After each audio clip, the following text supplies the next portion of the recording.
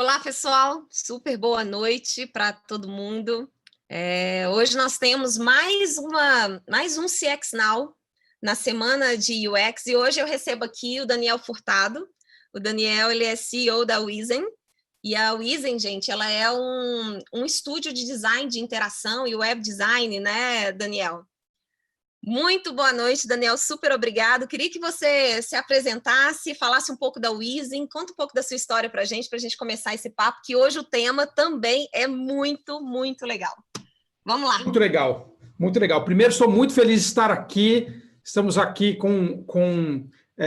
a gente fala com programas quase homônimos, que aqui está o CX Now e tem o UX Now, quase homônimos. Feliz da vida de estar aqui.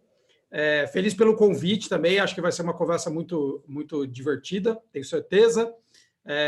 Legal a sua pergunta. Bom, eu sou o Daniel Furtado, eu sou designer de interação, trabalho nesse ramo do design vai fazer 25 anos esse ano, então 25 anos trabalhando basicamente com o mundo digital.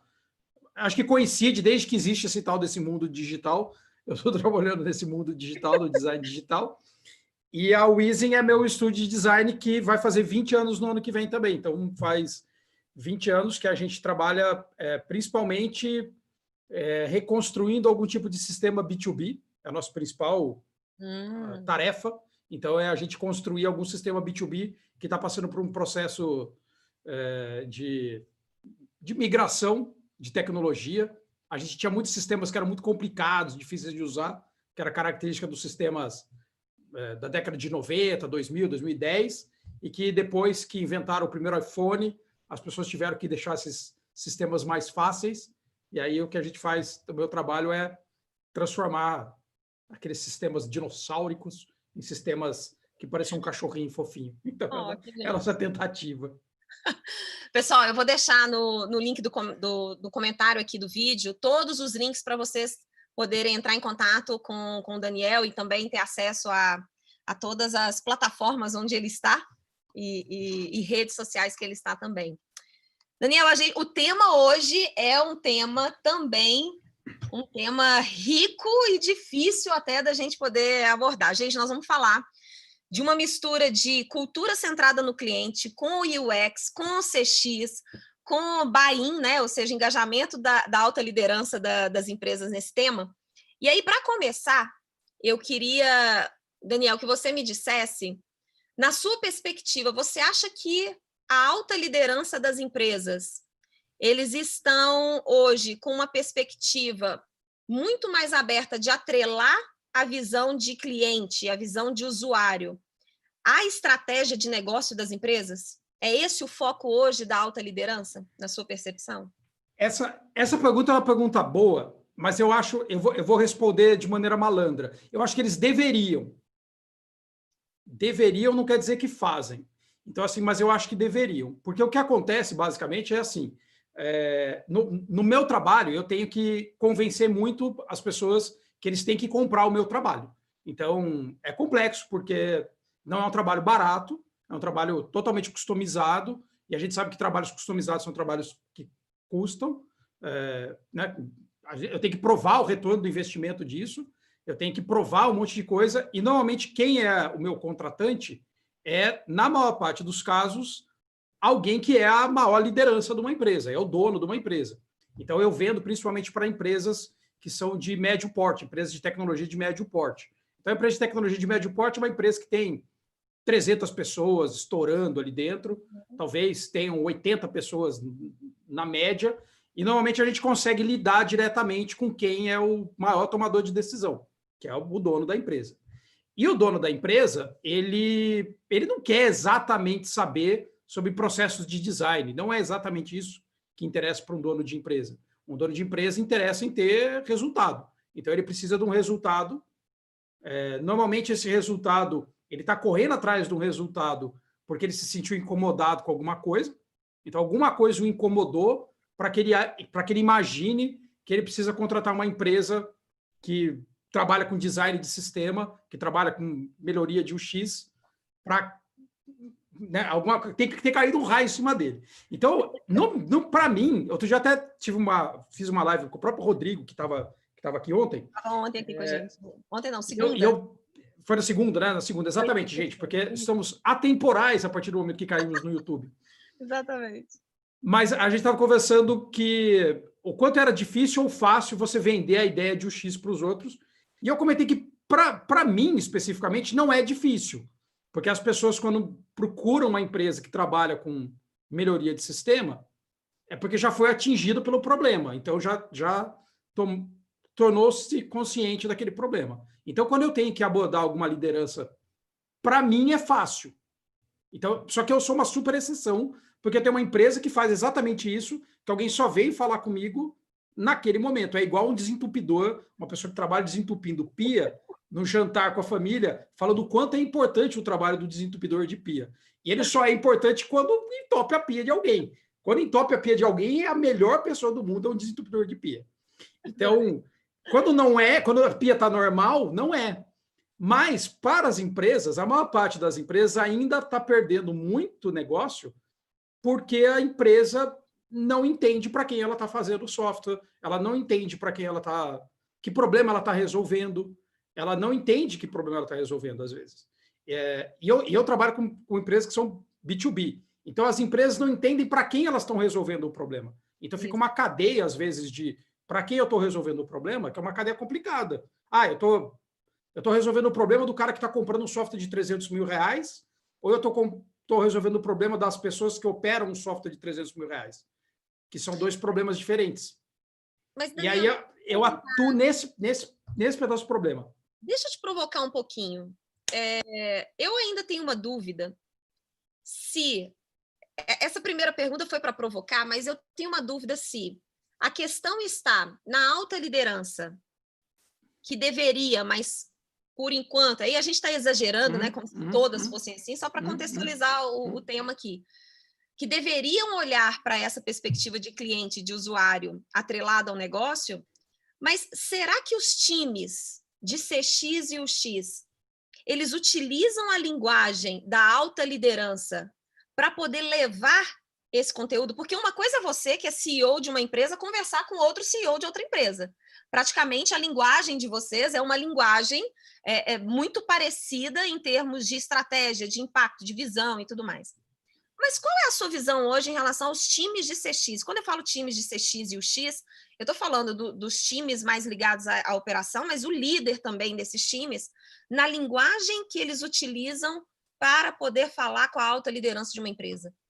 Olha, essa pergunta é muito boa e eu concordo com você que eu fico por isso que eu comento mesmo. Eu me sinto sempre numa situação de muita sorte na hora que eu vou me relacionar com alguém, porque as pessoas com quem eu vou bater papo, elas também são gestores e eu também sou gestor, então eu também entendo que, olha, se eu vou gastar 20 mil com design, quantos mil esses 20 mil viram?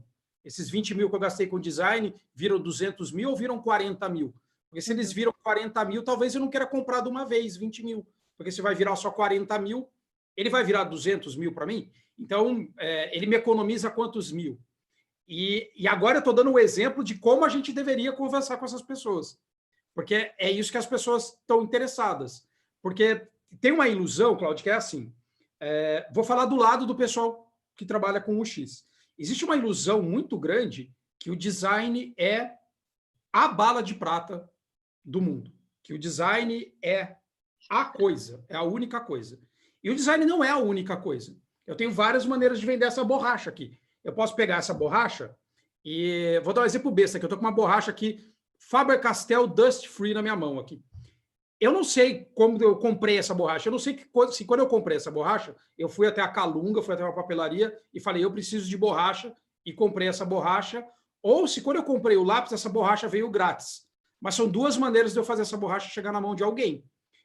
A borracha ter vindo grátis com lápis é uma cadeia de discussão entre empresas e entre produtos de falar, olha, que produto eu vou colocar junto com que outro produto para poder desovar um produto que está parado aqui, ou um produto que as pessoas não sabem que elas precisam, a não ser quando a PIN top. Eu só sei que eu preciso de uma borracha a hora que o lápis está na... Ai, meu Deus, eu preciso de uma borracha. Então, são duas maneiras de eu vender essa borracha. E eu falei duas, mas tem 1 milhão de maneiras de eu vender essa borracha. E quando eu penso assim, Se essa borracha veio parar na mão de um usuário meu, de um cliente meu, porque aconteceu uma transação entre empresas, entre departamentos, e aí as pessoas têm a borracha, os designers não tiveram muita participação nessa borracha. Concorda?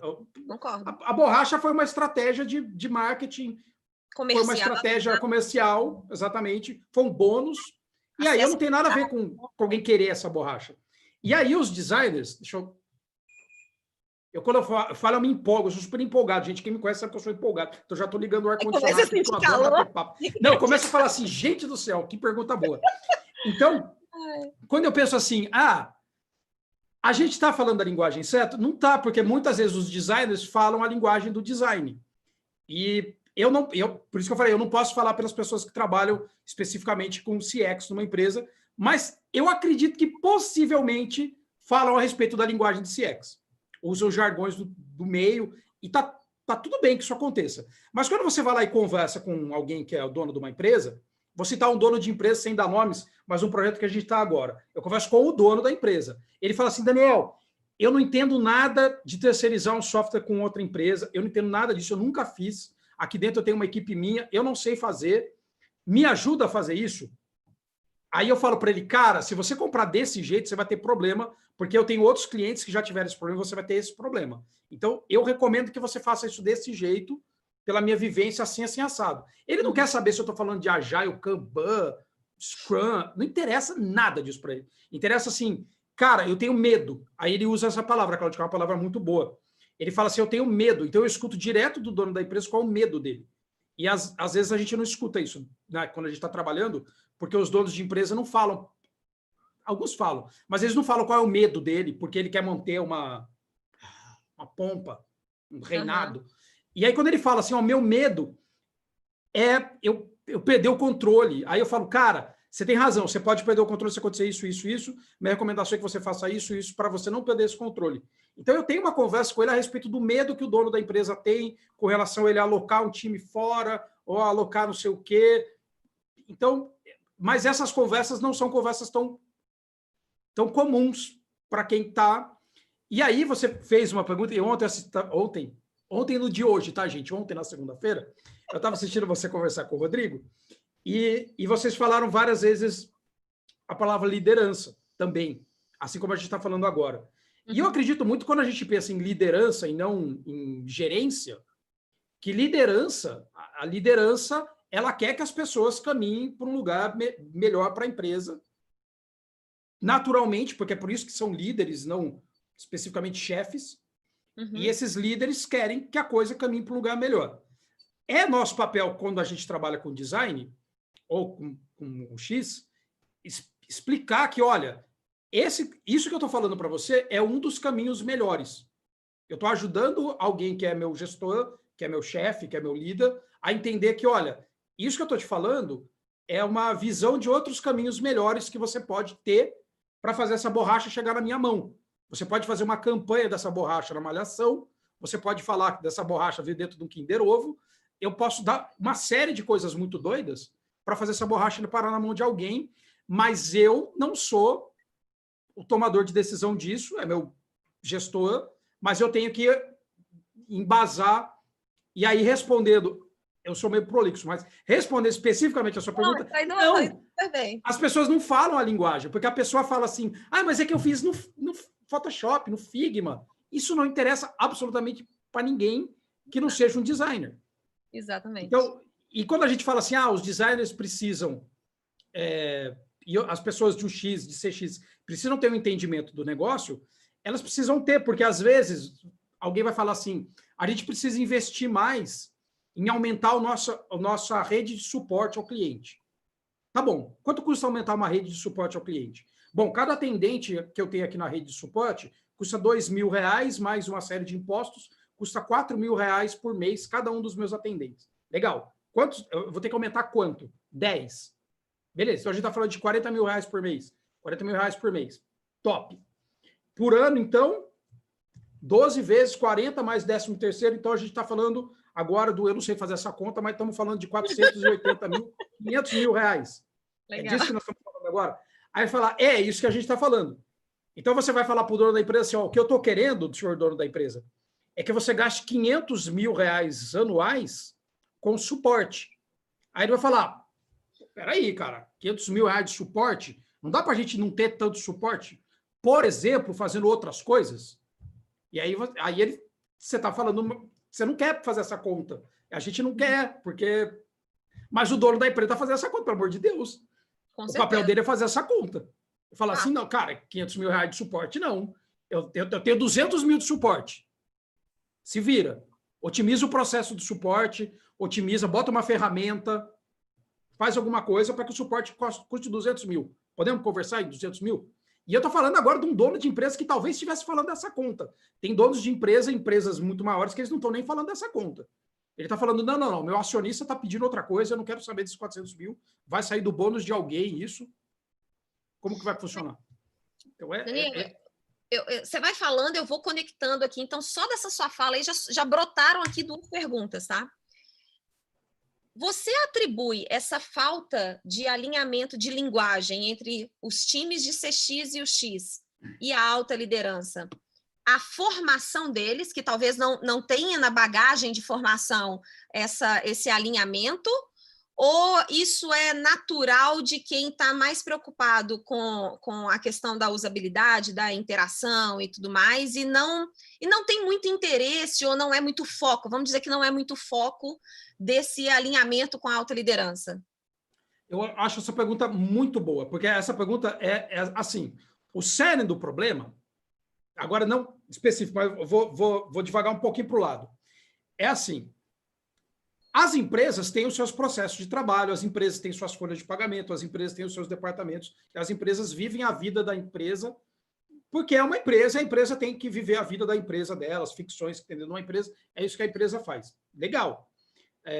A maior parte das empresas não é focada em cliente, mesmo que a gente fale isso faz muito tempo, foco no cliente não foi inventado junto com o primeiro departamento de CX ou de UX, isso aí é... Isso mesmo. Pelo amor de Deus, né? Qualquer Kotler de 25 anos atrás estava falando isso. Então, assim, não inventaram agora. Mas, agora a gente fala, eu posso ter um departamento específico para focar um cliente. Já é estranho. A verdade é que é estranho. Mas você tem um departamento específico para ficar com uma lupa olhando clientes. Esse departamento, a formação, que aí tem a ver com a pergunta, a formação que ele tem é de olhar para o cliente. Essa é a formação que a gente tem. Quando a gente fala de design centrado no usuário, a nossa tríade de limitações, desejos, necessidades das pessoas é das pessoas usuárias. Então, dos utilizadores das coisas que a gente faz. Então, a gente estuda para ter esse foco. Só que quando a gente estuda para ter só um foco, a gente toma uma bolada na cara, só, pá! Da meta que não foi batido. A gente toma uma ombrada do departamento que foi mandado embora. Porque a gente não pode só olhar para um lugar. Se a gente só olha para um lugar, a gente... É igual aquela história daquele camarada lá com as asas de cera indo na direção do sol. Ícaro. E tem um momento que era o Ícaro? Acho que era o Ícaro. Aí a asa dele derrete e ele morre. Então a gente não pode ter 100% de foco num lugar só. Mas alguém vai ter que olhar. Então eu acho que é perigoso falar assim, olha, os designers têm que parar de olhar para o cliente e olhar mais para a instituição, porque corre-se o risco de você não ter mais ninguém olhando para o cliente. Então esse é só um medo que eu tenho. No meu ponto de vista, a empresa deveria olhar para o cliente e devia pedir ajuda para as pessoas que têm uma lupa de um tamanho e uma lupa de outro tamanho. Lupa ou telescópio, dependendo do caso. E dependendo do caso, fala, olha, aquele departamento tem essa visão do cliente, aquele departamento tem essa outra visão, aquele departamento tem uma visão do mercado, que a gente também precisa levar em conta, porque isso influencia os clientes, né, etc. Mas, então, eu diria assim, sim, tem um problema de formação, porque a maior parte dos designers, falando dos designers agora, eles às vezes entram na faculdade de design porque eles queriam ser artistas. Acho que o Rodrigo falou isso. Isso já é um problema. Não é que você não possa ser um artista, eu acho que é sensacional você ser, mas não é a respeito disso. Um artista que queira vender a arte dele, que seja em Guarapari, ele vai ter que entender de negócio. Ele não pode simplesmente fazer o que ele quer e achar que todo mundo vai em Guarapari e comprar o negócio do cara, porque não vai. Então, eu sou mineira, mineiro vai muito em Guarapari, tá? Eu sou mineiro. Vai. E ele vai lá para comprar os negócios. E o mineiro que vai lá para comprar, ele vai lá porque alguém lá sabia que alguém ia lá para comprar. Então, mesmo um cara que é o artista que está lá, ele tem que entender de negócio. Aqui é o caminho que alguém entra para comprar. Exatamente. Não dá para você falar que não tem negócio envolvido. Então, é muito doido que... Então, assim, a gente vem de uma formação que não estava olhando para isso. Se você estava olhando um fotolito, se você é do design gráfico, você está olhando um arredondamento de um botão, se você é um designer de interação, talvez. Ou uma interação. Mas um negócio você não está. Tem outras camadas do design que olham para negócios. Legal. Mas você imagina, você tem 17 anos, você terminou o ensino médio, você resolve que vai fazer uma faculdade, você resolve que quer ser designer, porque você acha que é legal ser designer e DJ, seu sonho. Você entra e faz a faculdade de design, e alguém fala que você vai ter que estudar administração de empresa, Pareto. Aí você vai falar, ah, não, eu tenho a faculdade errada, se eu quiser estudar isso, fazer administração. Então, eu entendo plenamente, a pessoa jovem entrou, ele não quer estudar isso, mas a hora que ele entra na empresa, ele não está entendendo por que ele está fazendo as coisas. Por que eu estou fazendo as coisas? Estou fazendo as coisas porque eu faço parte de uma engrenagem capitalista, onde o design é um braço. Então, esse ponto, sim, a educação não forma para isso, isso aí é notório, a gente não forma. Parênteses, as faculdades de design no Brasil, os cursos de design industrial, desenho industrial, surgiram como filhos dos cursos de administração de empresa. Então, assim, na origem. Então, a gente deveria ter entendido a administração de empresa para entender por que existe o design. Mas, na maior parte do acoplamento das faculdades modernas, ele é colado no departamento de arte. Então, parece que ele é arte. Mas ele não, ele era, tipo, a ementa veio da administração. E a gente não para pensar nisso. Então, tudo bem. Então, isso é um ponto. E aí, o segundo ponto é, internamente, quanto a gente retroalimenta a pessoa a só discutir o foco num pedaço. Quantas vezes os designers efetivamente têm interesse, isso aí é real, um tapa na cara dos designers que estão assistindo. Quantos designers têm interesse em participar de uma reunião de orçamento? Não, eu só quero falar com o usuário. Você entende uma reunião de orçamento? Você entende que o orçamento da tua empresa, que envolve também ter um departamento de design, ele depende de resultado, ele depende de você entender aquilo. Então, os designers também, às vezes, mas eu queria só a camiseta da hora. Então, tem os dois lados, Cláudia. Assim. Agora, lembra que eu falei que eu tinha já 2 perguntas aqui? Uma eu fiz, eu vou trazer a segunda pergunta em cima da sua fala. Eu amo que você lembra, graças a Deus. Lembro. Eu estou tão compenetrada aqui, ó, eu vou conectar, a minha cabeça não para, eu vou conectando tudo e falo, putz, deixa eu ver o que ele pensa disso. Em cima da sua fala, você trouxe o exemplo do custo, né, envolvido na estrutura de atendimento, que você fez aquela comparação e tudo mais. Qual é a sua opinião? Quando a gente compara grandes empresas e a gente compara pequenas ou médias empresas em termos de UX, o que é mais fácil? Uma empresa, quem coloca mais foco? Uma empresa grande, que talvez tenha mais budget para investir em ações de UX, ou uma empresa pequena e média, que talvez não tenha tanto budget, mas pode ter mais agilidade, porque é mais simples a estrutura, toda a questão de tomada de decisão para as mudanças que são precisas e tal. Qual que é a sua percepção? Empresa grande, empresa pequena, média? Onde que é mais fácil a gente alavancar esse tema de UX? Isso é muito legal. Primeiro, pela palavra que você falou, alavancar. Então, a palavra alavanca, nesse caso, ela é muito importante para essa pergunta. Porque quando você põe uma alavanca, minha mãe é professora de física. Então, fala esse detalhe. Adoro física.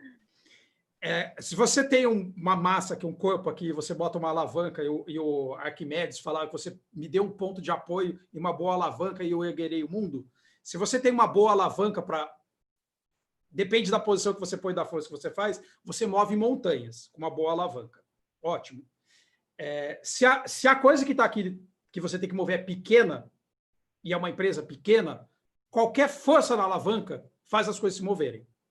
Se você tem uma empresa grande, você precisa de muita força na alavanca, ou uma alavanca muito bem colocada no lugar exato para você poder mover uma empresa grande. Então, isso também é relacionado à física, num pedaço que diz que quanto maior a massa, maior a inércia.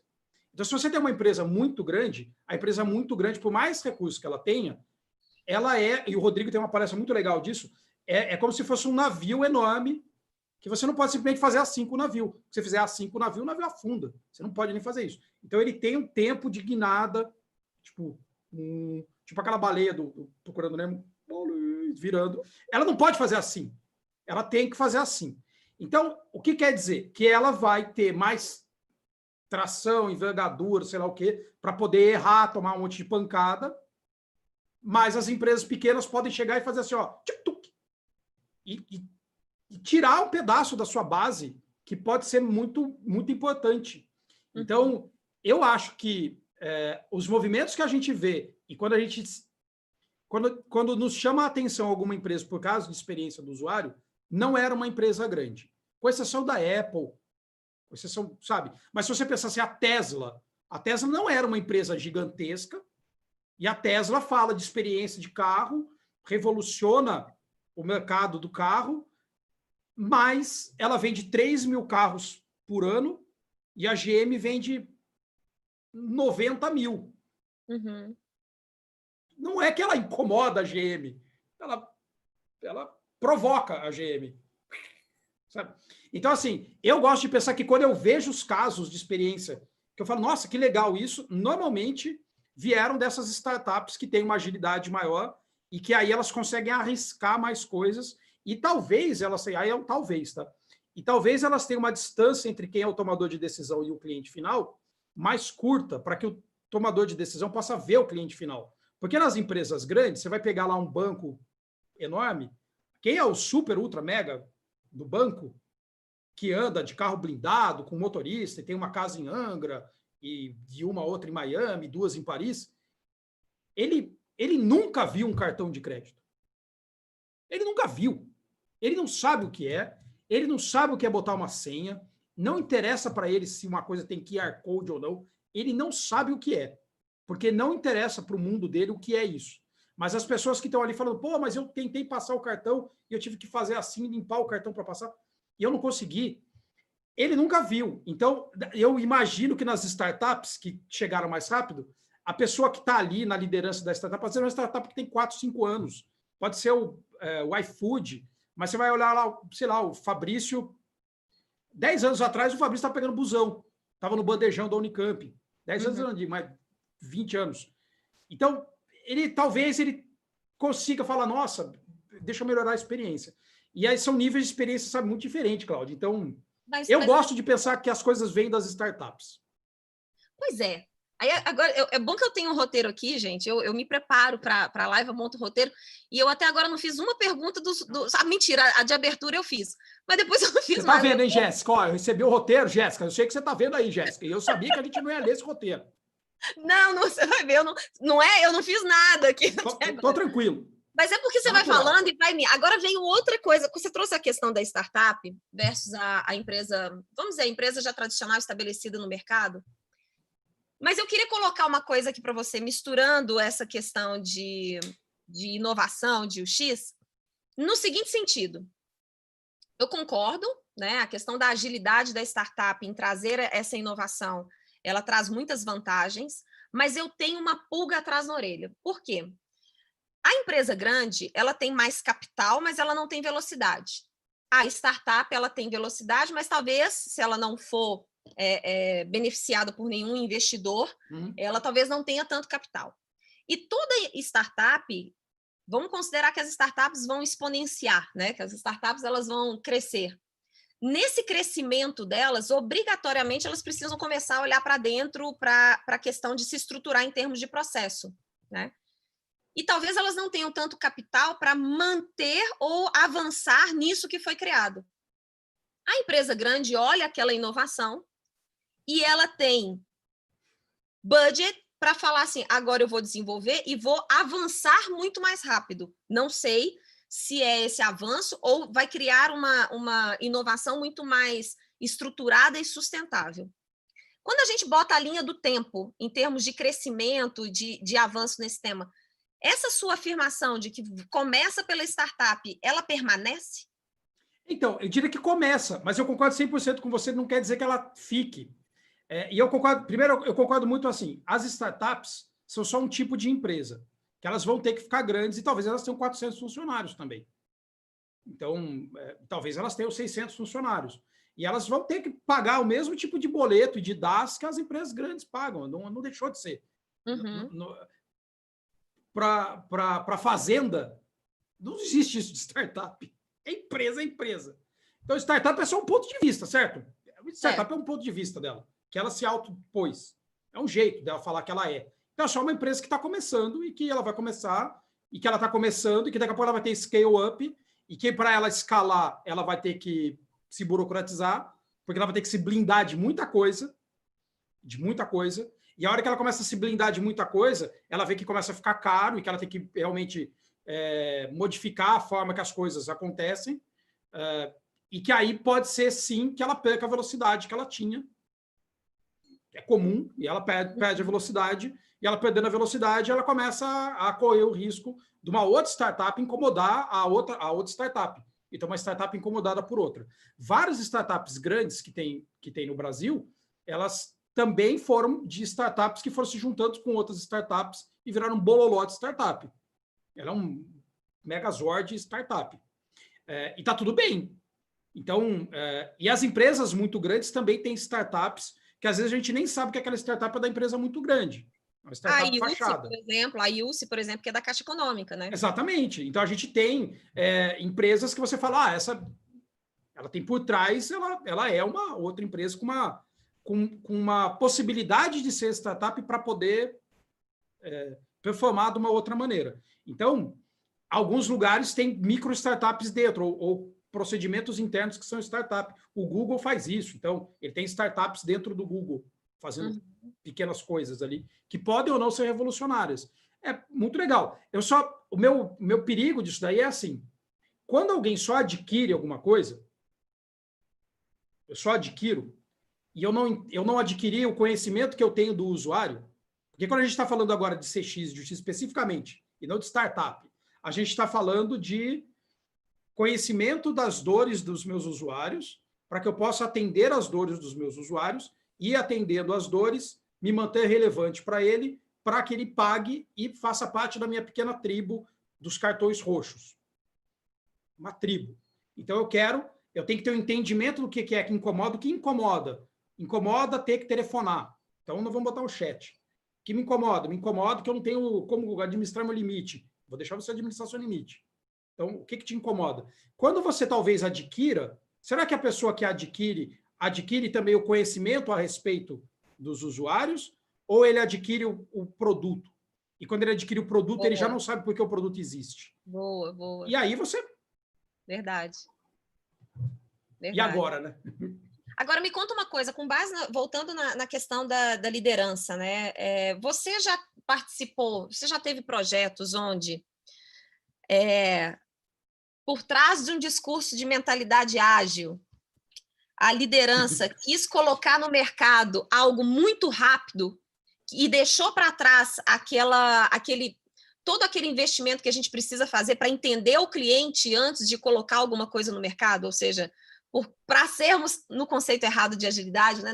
Para sermos ágil, a gente precisa colocar no mercado rápido e aí não coloca budget para pesquisa, para entendimento mesmo do cliente. Isso acontece muito na sua visão quando a gente fala de UX? Acontece, porque, assim, o que eu entendo é que as pessoas... Você falou que é mineiro é desconfiado. As pessoas são desconfiadas. Ninguém virou dono de uma multinacional. Mineiro não é desconfiado. Mineiro exige muita informação, mas não é que ele é desconfiado. Desconfiado. É porque ele cético. Uma decisão. Cético. Não, mas aí a gente fala assim, a pessoa não virou dono de um banco ou diretor de um banco sem ser desconfiado. Tá bom. A pessoa é desconfiada. Então, eu acho que as pessoas são desconfiadas. Eu acho que as pessoas são muito desconfiadas. É uma falta de confiança, assim mesmo, disso. As pessoas são desconfiadas que, mas essa pesquisa que o pessoal aí de UX, os designers fizeram, o pessoal de CX aí, o suporte, o que o suporte faz? Sabe? O suporte mal terminou o ensino médio. O que o suporte sabe do cliente? É capaz de alguém pensar isso. Eu falo, mas o suporte está o dia inteiro ouvindo o cliente falar groselha na orelha. Você acha que ele não sabe o que o cliente quer? Mas o que ele sabe? Ele não sabe de nada. Mas será que sim? Então vamos falar do que ele não sabe de nada. E se a gente pusesse tudo isso aqui no Excel, eu te entregar um Excel, você acredita? Ah, talvez assim eu acredite. Então, eu acho que as pessoas são desconfiadas com pesquisa. Eu acho. Eu sou, assim, eu como designer e tendo uma mentalidade, vou usar uma palavra que é esquisita de ser usada, mas uma mentalidade hacker, que é, para quem não está acostumado com mentalidade, hacker quer dizer, como que eu posso fazer alguma coisa, passar por cima de um monte de coisa para chegar num lugar que eu acredito que eu vou chegar? Como que eu dou um pulo cego? Sou um hacker, eu vou dar um pulo cego. Eu tenho uma mentalidade disso porque faz parte da minha essência. Então, eu olhar e falar, em vez de eu pesquisar, eu vou hackear o sistema, eu vou... A gente sabe, tem growth hacking, um monte de coisa, e às vezes você hackeia e você, nessa sua hackeada, você deixou de ver que tinha uma legislação que você não cumpriu, e quando você vê, vem a multa. Pum, devia ter pesquisado para não fazer. Então, assim, todo mundo faz pesquisa para tudo, mas eu acho que as pessoas às vezes são desconfiadas com certas coisas. Mas você... Porque quando a gente fala de pesquisas que são qualitativas, e é para o pessoal que está aí, de UX, para a Natália, que está aí, que é de UX, quando a gente fala de pesquisa quali, e a gente faz pesquisa quali em UX e CX, pesquisas quali não são mega numéricas. Não. Pesquisas quali não são. Elas têm um número limitado de pessoas que a gente fala. Mas são conversas mais profundas, igual a gente está tendo agora. Então, a gente tem uma conversa mais profunda com o usuário de cartão de crédito para entender quais são as dores daquele usuário de cartão de crédito, ao invés de olhar um mega monte de número. Eu acho que as pessoas são muito desconfiadas disso. Fala assim, mas você conversou com 15 pessoas? Mas tá todo mundo comprando os outros milhões. Buscam uma representatividade, não é nem representatividade, uma quantidade suficiente em uma quali, né? Que a gente não deveria nem olhar. Achando que você... Não acredito. Aí vem de novo como que as pessoas expressam esses números, falam numerês, né? Para as pessoas que são tomadores de decisão. É falar, em vez de falar numerês, falar static case, assim, em vez de falar, falei com 15 pessoas, falar assim, olha, no grupo de pessoas que eu conversei, ou não falar o número, só falar o número no final, acho que o Luciano falou isso no Product Discovery, mas não estou dizendo para omitir o número, mas falar a estatística, olha, de todos os usuários que a gente conversou, 85% nunca usaram essa funcionalidade que você está falando para a gente investir. Uhum. Mas quanto zero? Não, eram 2. 2 não.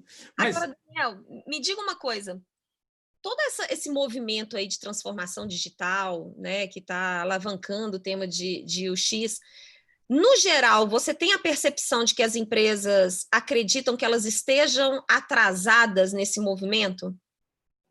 Ou elas acham que elas estão no time correto? Ou elas acham que elas têm que ir com calma nisso aí? Como é que você situa a mentalidade dos líderes em termos de transformação digital? Eu acho... eu vi um meme anteontem, que era assim, alguém fala que você não vai poder sair de casa, né? Aí você vai no supermercado e você faz um estoque, e você come o estoque no dia seguinte. Sabe? Eu comprei 8 caixas de bis, e aí as 8 caixas de bis não passam dos primeiros 2 dias que você está em casa. O que eu quero dizer com isso?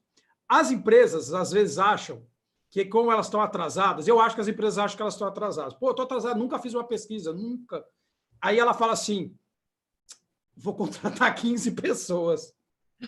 Aí ela contrata 15 pessoas, igual comprar 8 pacotes de bis e comer tudo no mesmo dia, e aí não sabe nem o que fazer com essas 15 pessoas.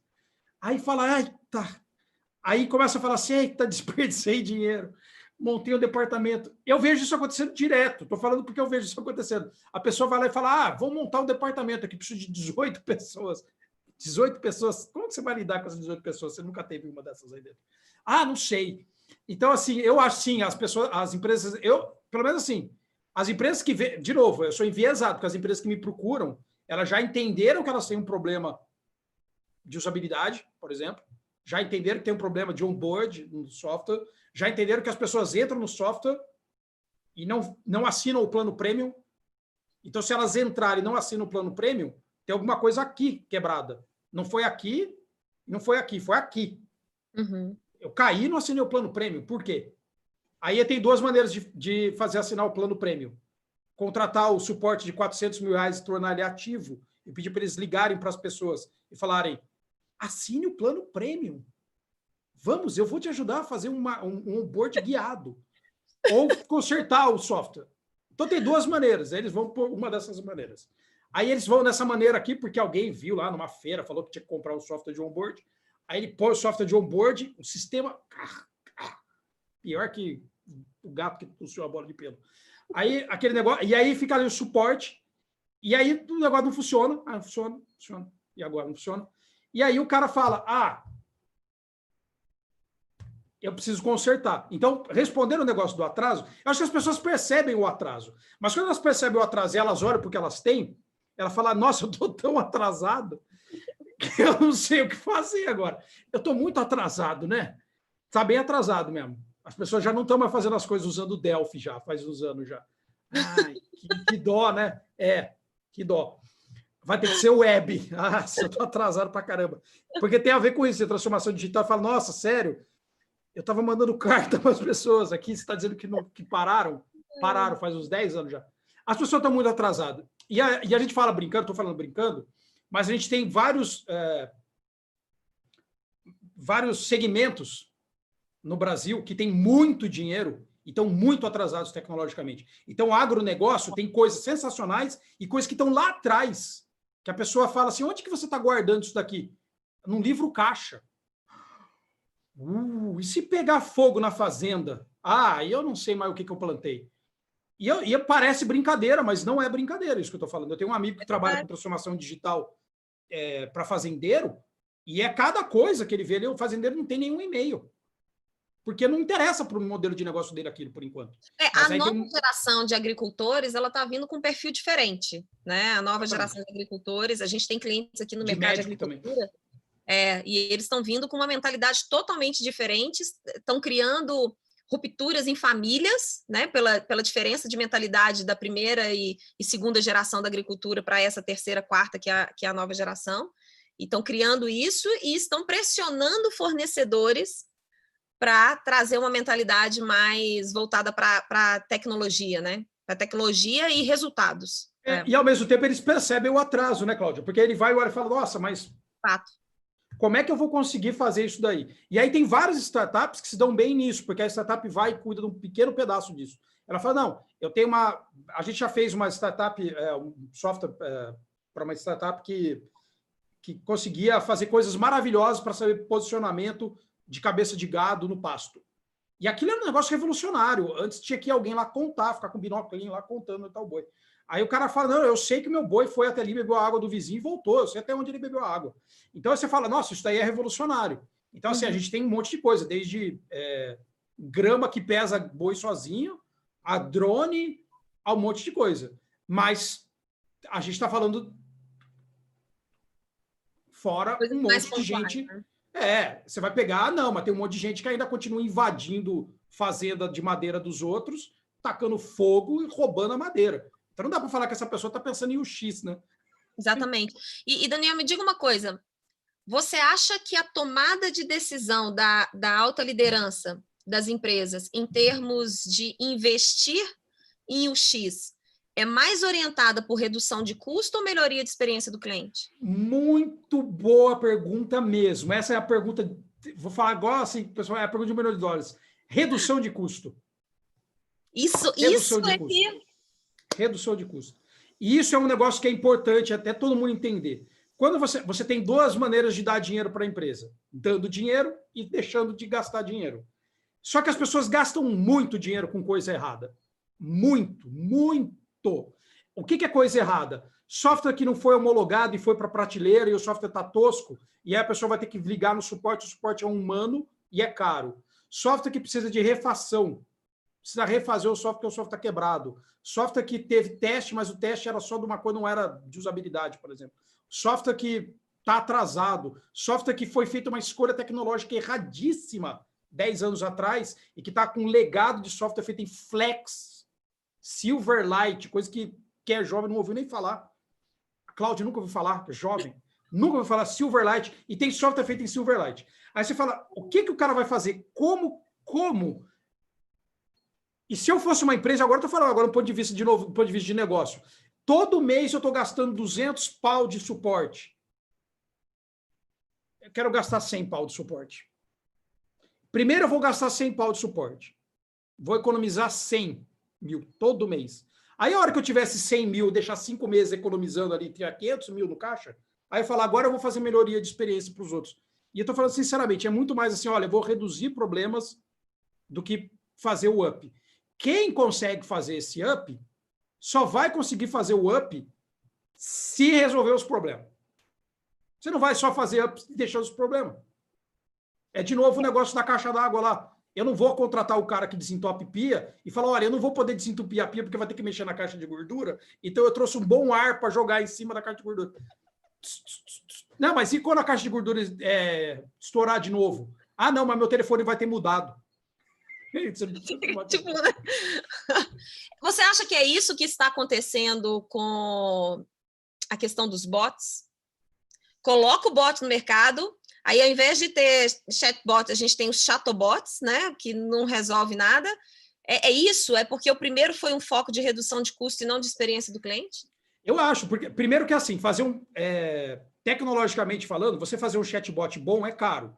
Você precisa de um departamento lá, a pessoa tem que saber escrever texto de bot, tem que entender o que as pessoas querem, tem que ter mapeado quais são os principais problemas, tem que comprar tecnologia que não é barata, mas você pelo menos compra e treina uma vez só. Então, mas eu acho que o primeiro momento é botar um bot. E eu vou dar um exemplo besta disso daí. Se você falar assim, você tem um site, você é um empresário agora e você está ali com a crise, você tem um pequeno negócio e você fala, putz, eu vou precisar vender pela internet agora.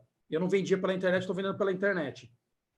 Como que você vai atender as pessoas? Se as pessoas antes iam lá, iam muito menos pessoas na sua lojinha, e aí você conseguia 3 pessoas conversar, agora vieram 20 vezes mais pessoas pela internet. Que bom! Você agora tem que conversar com 20 vezes mais pessoas. Você não tem como contratar um monte de gente, mas você pode botar um bot que filtra as conversas, e se ele filtrar a conversa, só filtrar. Você gostaria de saber preços de caixa de som, suporte técnico ou não sei o quê. E ele fizer só, tipo uma URA, em formato de bot, e a URA só direcionar só quem já está qualificado para falar com uma pessoa, você economizou um dinheirão. E aí, o momento atual, que a gente não pode falar porque eu fiquei sabendo lá, porque senão o YouTube tira a sua visualização. Exatamente. Se no momento atual, todo mundo está fazendo isso, e às vezes é com pretexto. Ah, eu demiti um monte de gente lá da operadora Vivo, com pretexto X, e substituir por um atendimento eletrônico. E nunca mais vão botar as pessoas de volta. Não melhorou a experiência de alguém? Não. Mas reduziu o custo. Então, assim, sim, eu acho que os bots estão... E eu não estou falando mal de bot. Bot é legal para um monte de coisa. Um bot é ótimo, né? Então, olha aí, sem spoiler, vai ter assunto de bots. Então, eu gosto de bot. Eu acho super legal. Nossa, programar bot, antes de chamar bot. E eu acho super legal, porque ele ajuda a tirar uma camada. Só que aí agora um momento ético. Só que muitas pessoas são mandadas embora. E aí os designers vão, eu adoro fazer chatbot. Sabia que cada chatbot que você faz, 10 operadores são mandados embora e ficam sem cesta básica e não tem mais trabalho? Cada chatbot que você faz, cada bom fluxo de conversação demite o departamento. Então tem uma questão ética ali envolvida. Mas minha sugestão, Cláudia, é assim, eu entendo que você tem escalas de problemas que as pessoas vão resolver. Algumas escalas, eu prefiro que um bot resolva para mim. Pegar o manual do meu Dell. Qual o modelo? Obrigado, senhor. Pronto. Tem alguns que eu gostaria de falar com alguém. O que eu vejo acontecendo? Quando eu falo com alguém, esse alguém me trata como se eu estivesse falando de um problema besta. E se eu estou ligando para falar com alguém é porque eu estou com um problema treta. Perfeito. Isso acontece com um monte de tipo de suporte. Então eu falo assim, nossa, que raiva que eu tenho. Eu falo, olha, meu amigo, você tentou reiniciar o seu modem. É lógico, meu amigo. É lógico. Se eu estou te ligando é porque eu sei que minha fibra ótica está com problema. Confia em mim. Confia em mim. Então, assim, e eu acho que os bots vão ficar cada vez mais inteligentes para poderem me ajudar nesse problema. cada vez mais, e vão. Daqui a 10 anos, o ramo trabalhar com atendimento de cliente por telefone vai ter desaparecido para 95% dos casos. Vai ter 5% de concierge. Uhum. Você trabalha também com isso, né? Você não vê uma redução assim dessas coisas? E aí, exatamente, e conectando com isso, vejo, e aí conectando até um pouco com a conversa que eu tive com o Rodrigo, que eu falei a gente já tinha um gap de educação básica, e a gente agora tem um gap de educação digital, e atrelado a isso vem esse ponto que você trouxe, que a gente vai ter uma mão de obra saindo das empresas porque a tecnologia está entrando, e muitas das vezes essa mão de obra ela não é tão capacitada em termos de educação digital ou educação básica, e eu não consigo, não sei se você consegue, Daniel, mas eu não consigo traçar esse cenário.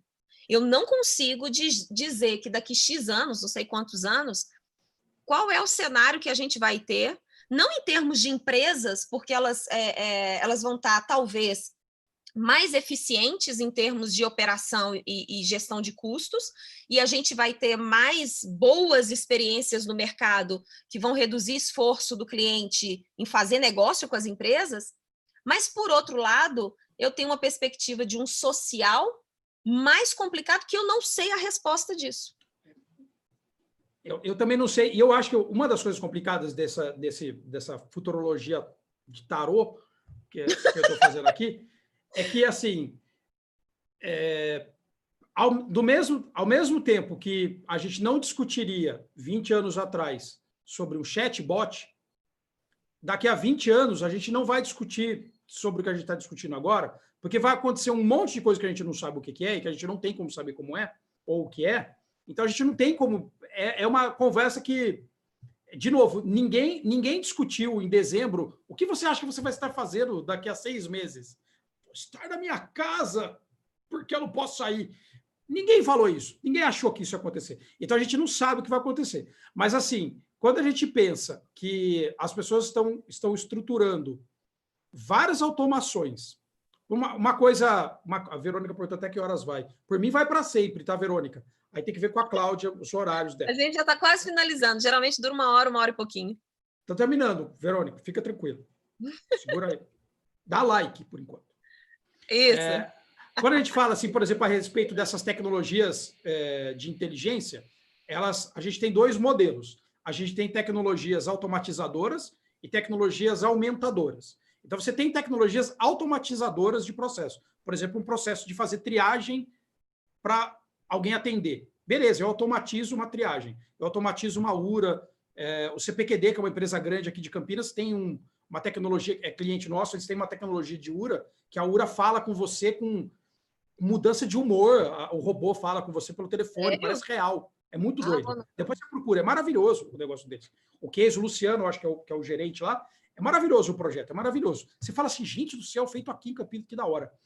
E parece um atendente, O Google já tem isso daí também, vários. Então, essas coisas, elas automatizam.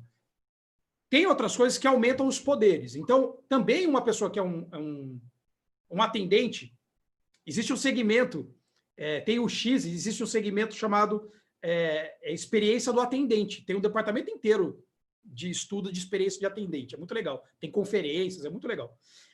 Que é aumentar os poderes de quem é o atendente. Então, você pode aumentar os poderes do atendente para que ele dê respostas mais humanizadas, que tem a ver com o Led Zeppelin. Então, quando a gente tem respostas mais humanizadas, não é porque a pessoa lá te ama, é porque a pessoa tem um bom sistema. Ela tem um bom sistema, o sistema empodera ela, o sistema aumenta os poderes. Então, quando você aumenta os poderes do atendente, você faz um atendente que seria um chato vendendo, você gostaria de um cartão? Há um atendente que fala, nossa, que legal, parabéns pelo seu filho. Vamos fazer um cartão para ele? Você está manjando da minha vida mais do que eu. Então, só que isso aí vai acontecer muito, porque eu trabalho fazendo esses sistemas. Então, assim, a gente faz sistema que a pessoa, quando olha o sistema, eu sei o aniversário da Cláudia, qual o risco de eu vender para a Cláudia, se a Cláudia pagou ou não pagou a última vez, que time que ela torce, se ela gosta de ser chamado de dona, de senhora, ou de e aí. E isso tudo empodera quem está no atendimento a dar experiências melhores para os outros. Isso é muito legal. Então, você tem uma camada que automatiza e que faz a triagem para uma camada mais inteligente. Aí, o meio do caminho é que você perde. Você perde o meio do caminho, que é o atendente... Olha lá, assim, ó... Hoje em dia, é o telefone... Meu telefone eu nem atendo, né? Porque quando meu telefone atende, ele fala... Alô? E eu nem respondo, porque eu sei que é alguém vendendo alguma coisa para mim, eu nem respondo. Mas é muito doido isso aí. O alô, se eu responder alô, vem o Moacir Franco falando que quer me vender um negócio de... Já caí muito nisso. Moacir Franco. Agora, Daniel, a gente está chegando no fim. Eu sempre gosto de fechar pedindo para que vocês possam dizer para mim qual conselho que vocês dariam para os profissionais, ou para profissionais que querem ir para o mundo de UX, ou profissionais que já estão, em termos de influenciar a alta liderança da empresa, ou de trazer essa orientação maior de cliente para dentro da empresa, seja com as outras áreas pares, né, que eles vão trabalhar. O que você aconselha para esses profissionais? Eu aconselho que parem de ficar querendo mostrar processo de design, porque isso só interessa para designer. Isso é a mesma coisa que você querer impressionar alguém com o pudim que você fez mostrando uma receita. Não interessa. Interessa pudim, não receita. Eu brinco do pudim, porque ele sabe que eu já tenho live fazendo pudim.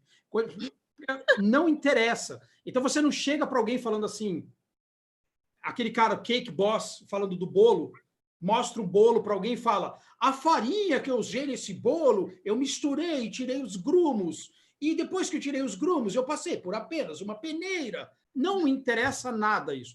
Olha isso aqui que da hora, esse bolo dá para 18 pessoas e é o bolo mais bonito que fica numa foto. E as pessoas invertem isso. A pessoa vai lá numa apresentação que ela tem 1 minuto para falar com o dono da empresa e esse 1 minuto ela resolve que vai mostrar a persona dela, que não interessa.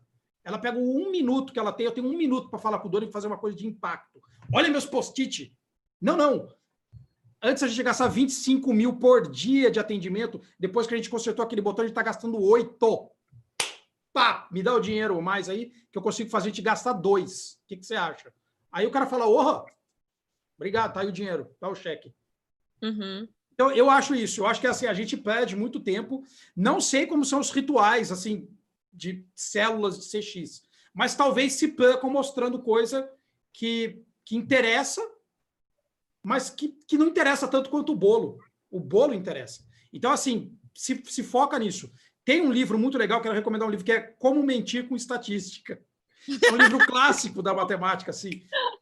Aprende a como que você pega aquela estatística e favorece ela. Favorece o número, favorece a história do número, favorece o resultado. E como a gente está falando de usuário, favorece a respeito do empoderamento dos usuários. É que eu sou mais cético com relação a você falar de empoderamento de usuário como alguma coisa que algum CEO vai comprar a ideia. Tá. Mas, assim, eu sou cético. Mas eu acho que faz parte também do nosso trabalho mostrar, olha, são esses os humanos, assim, assado. Então, você pode fazer um boletim, ou ter uma linha no boletim da intranet do ganho que você teve com uma pesquisa, uma linha, falando uma coisa. Se eu tivesse que falar um tweet de como foi o meu trabalho, o que estaria nesse tweet? E não fiz 2 mapas de empatia e uma persona. Fez a minha jornada. Não mapa de empatia. Nada. Falou blá, blá, blá. Então, eu diria isso. Eu acho legal ir por aí. Muito exato. Ó, a Natália falou, mostra o bolo. Se alguém perguntar, ele vai perguntar assim, adorei aquele bolo, me passa a receita. Ninguém pede a receita de um bolo que não comeu. Exatamente. Exatamente. Poxa, gente, eu ficaria aqui muito mais tempo com o Daniel. Daniel, mais uma vez, muito obrigada. Te agradeço. Deixa aí para você me divertir. Colocar as suas últimas palavras. Foi sensacional, muito obrigada e vamos marcar mais vezes. Vamos, e eu vou fazer o mesmo convite que o Rodrigo fez, depois você passa lá no XNow e a gente bate papo. Estou lá com o Rodrigo, eu estou dia 20, a gente vai participar do Design Team, vou participar de uma live com ele no Design Team. Mas não vai ser às 7 da manhã não, né? Não, ele não me falou a hora ainda, eu espero que seja à noite, mas a gente marcou de dia 20 para a gente tem umas que ele faz 7 da manhã, Cláudia, é um negócio assim que eu vou virado. Eu não tenho problema porque eu chego muito cedo, né? As wowers que estão aí, meus wowers que estão aí na live, eles podem dizer o horário que eu chego aqui no escritório. Mas eu chego muito cedo, não teria problema. Mas talvez seja melhor para a audiência, né? Pensando de fora para dentro, talvez seja melhor fazer. Se bem que o Thiago Nigro, ele faz live 5 horas da manhã e bota 5 horas da manhã. 50 mil, 60 mil, 70 mil pessoas, né? Então, aí como o pessoal está na dureza, né? Exatamente. Tá lá. O pessoal está na dureza. Daniel, muito obrigada. Adorei. Foi sensacional. Vamos fazer mais vezes e fazer mais trocas. Riquíssimo, riquíssima sua contribuição para o nosso CX Now. Pessoal, amanhã nós temos mais CX Now olhando para o X. A gente se vê amanhã. Obrigada. Tchau.